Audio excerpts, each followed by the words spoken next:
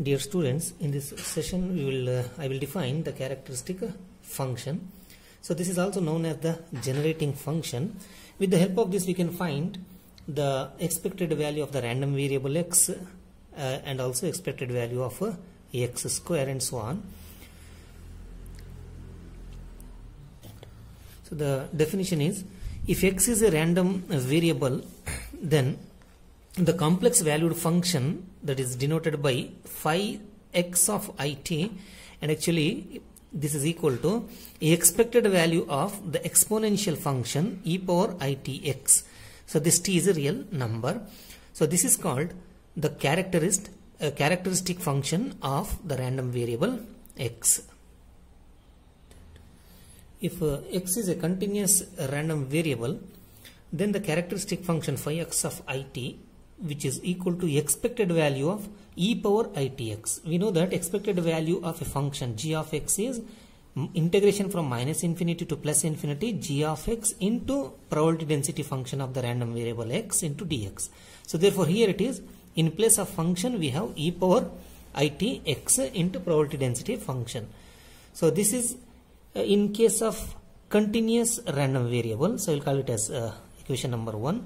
Suppose x is a discrete random variable. If x is a discrete random variable, then the characteristic function phi x of it will be equal to summation of I is equal to 1 to n probabilities of the values of the random variable into e power itx suffix I. So this is the characteristic function if the random variable is discrete. If I differentiate equation number 1 with respect to this it, that means d by dx of d by dit of, not d by dx, d by dit of phi x of it. So this will be equal to minus infinity to plus infinity. This is differentiation under integral sign. That means I have to differentiate this partially with respect to it.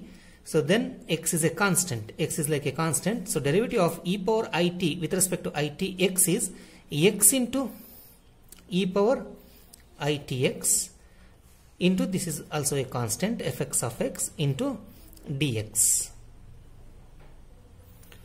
So put t equal to 0, wherever t substitute 0, then d by dit of phi x of it at t equal to 0 at the origin, t equal to 0 is equal to minus infinity to plus infinity x into e power 0 is 1 into fx of x dx, and we know that this is expected value of x. This one is the expected value of the random variable x.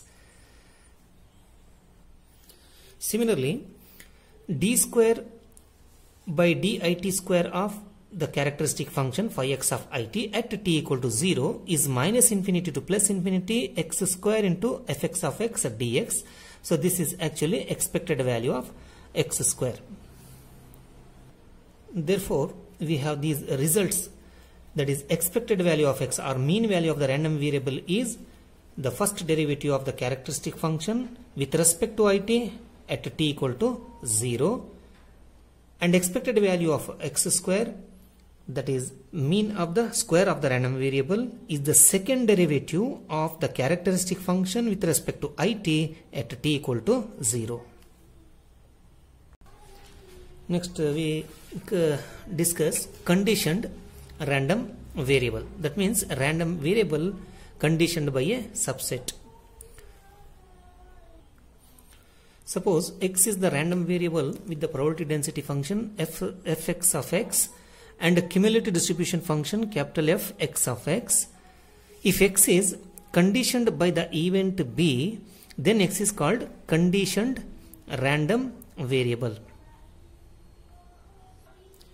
If b is the collection where the random variable lies between x1 to x2 equal to x2 less than or equal to x2, then the conditioned cumulative distribution function is denoted by fx given b of x and is defined as fx given b of x is equal to probability of the intersection of these two sets divided by probability of b.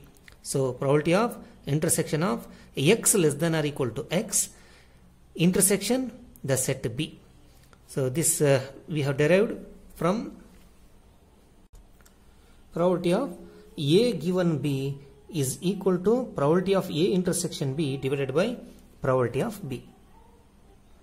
So let us consider three different cases here. If this value x is lies between minus infinity and x1, that means this x is less than or equal to x1, then the intersection of this collection and the set b, which is equal to x1 less than or equal to x less than or equal to x2, will be a null set. You can see that minus infinity comma x1 intersection x1 comma x2 is a null set. So when this is a null set, then the probability of, therefore, f suffix x given b of x will be equal to probability of a null set. So probability of a null set is 0. Probability of a null set divided by probability of b. Probability of null set is 0. 0 divided by anything is 0, which is equal to 0. So case 2, this is case 1, and the case 2 is if x lies between x1 and x2, x1 and x2. So then you can see that the intersection of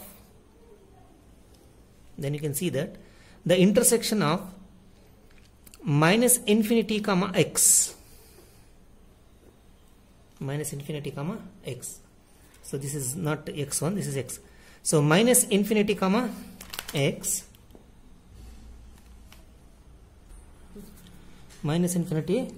intersection x1 comma x2.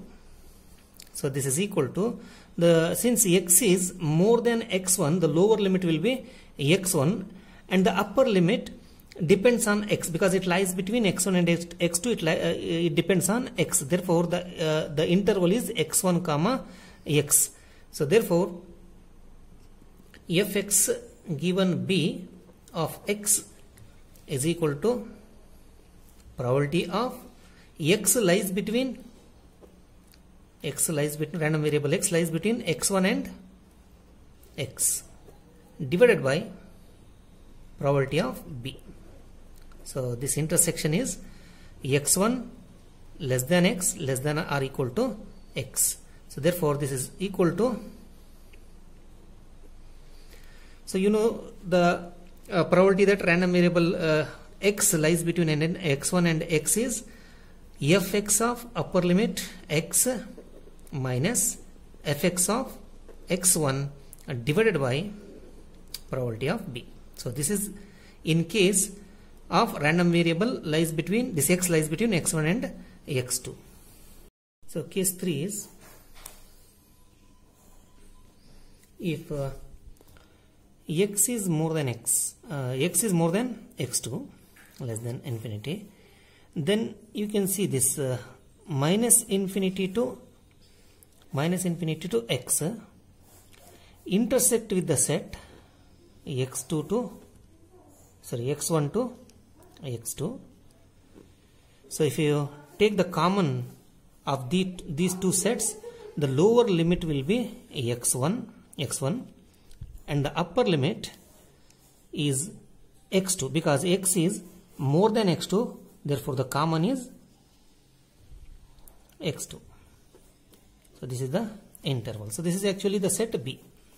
This is the set B because the random variable x lies between x1 comma x2. So therefore in this case fx given b of x will be equal to probability of b probability of B divided by probability of B. So this is equal to 1.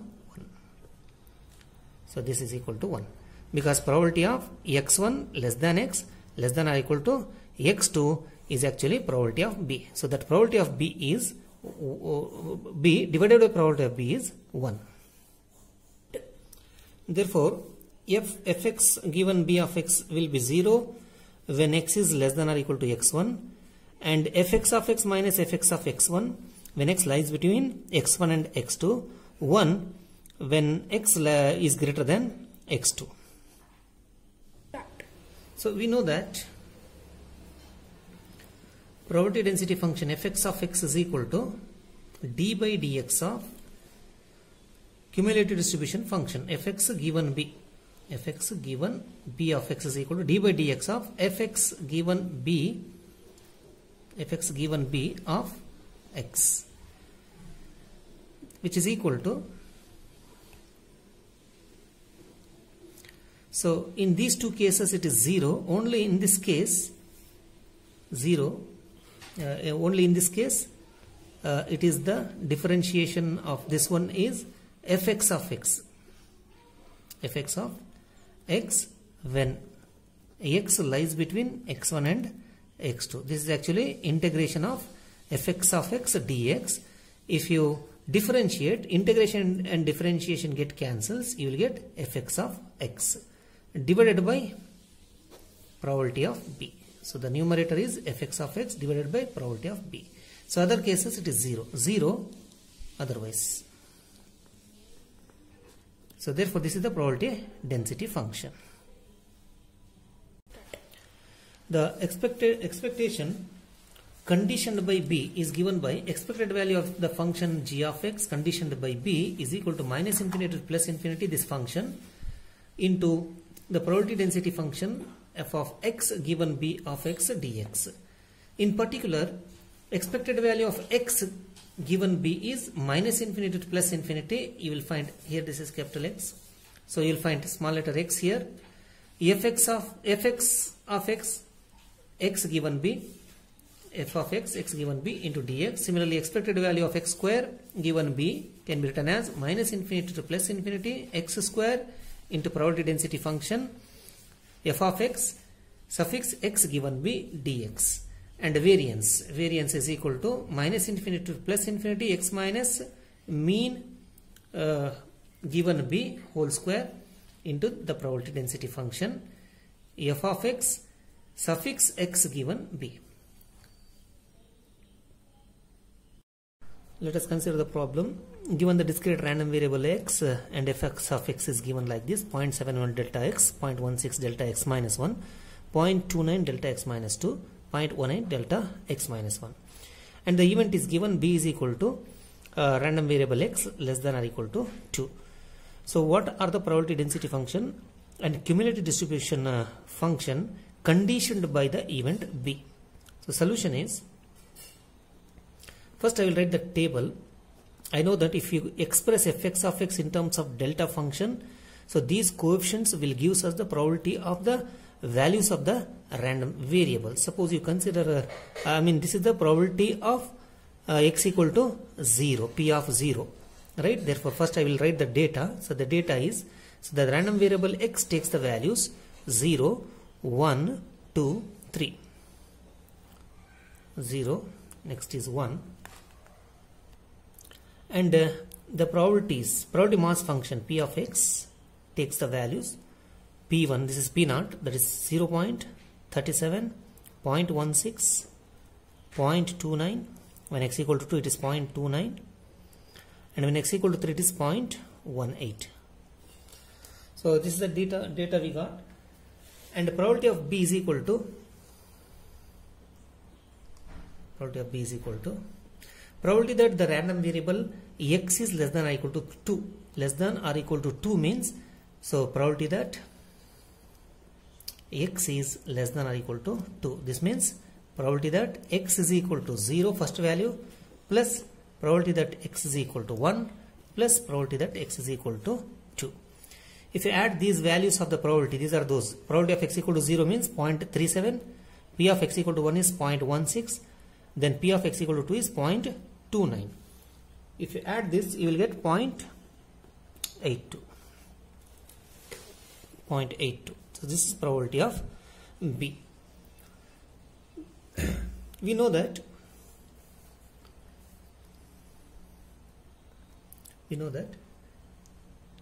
the probability density function conditioned by B is equal to fx of x divided by probability of B. Probability of B. So this is equal to fx of x is given here, and the probability of B we found, that is 0.82. That means we should divide this fx of x by 0.82 up to x less than or equal to 2. So therefore we will get this fx given B of x will be equal to, so here it is 0.37 by 0.82, that will gives you 0.45122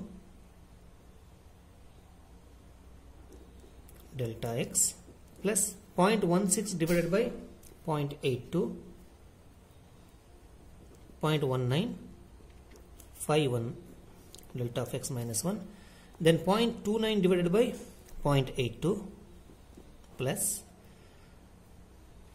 0.536 delta of x minus 2. So this is up to the random variable up to 2. The random variable takes the value 2. So this is the probability density function. Cumulative distribution function of the random variable, conditional random variable, is equal to, so just we have to integrate this. If you integrate, you will get 0.45122, and integration of dx is the unit step function. You write u of x plus 0.1951, its integration is the unit step function u of x minus 1 plus 0.3536, its integration is the unit step function u of x minus 2.